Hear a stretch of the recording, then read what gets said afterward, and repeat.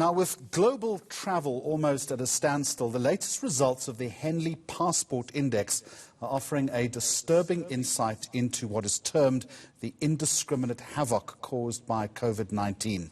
Henley says that despite freedom of movement being restricted as a temporary measure, there is a risk that this will negatively affect international mobility in the long run. Joining us now via Skype, Amanda Smit. Good afternoon to you, Managing Partner and Head of South Africa, East and Central Africa at Henley & Partners. It's a company that specializes in residence and citizenship planning. I want to pick up on that phrase, indiscriminate havoc caused by the pandemic. Do we know how bad it is and what you think the eventual consequence could be? Yes, good afternoon. Thank you very much. Yes, certainly. I mean, if we look at, where the South African passport currently ranks in terms of the world ranking, it's currently sitting at 56 in the world. And then if we compare that to Japan, who's currently number 1 on the index in terms of the amount of countries that holders of that passport can travel to visa-free or at least on a visa on arrival, we have to understand that obviously under the unprecedented, global health emergency that the world is currently finding itself in, being mobile becomes temporarily meaningless. But of course, having said that, we are seeing that the pandemic has made people more aware in terms of health security, which is now becoming a key factor in terms of people thinking about where in the world they should reside or move to post the pandemic.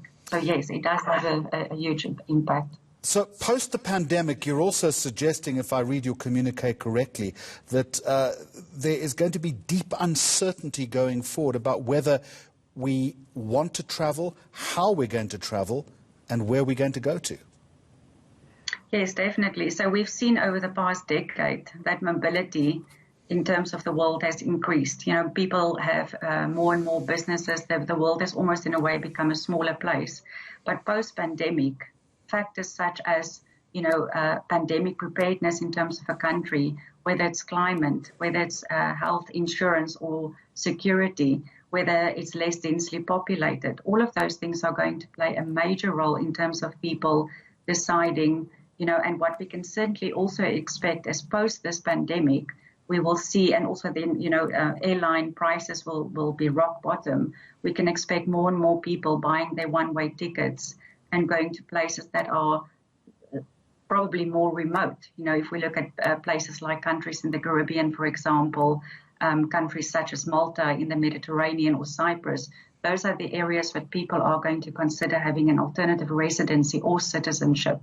But in terms of global mobility, people are always going to have to travel. But obviously for now, it's temporarily impossible. What are the positives coming out of all of this, Amanda Smit, you say is the necessity of international collaboration post-pandemic? We're already starting to see that now. How do you think that's going to change the travel paradigm?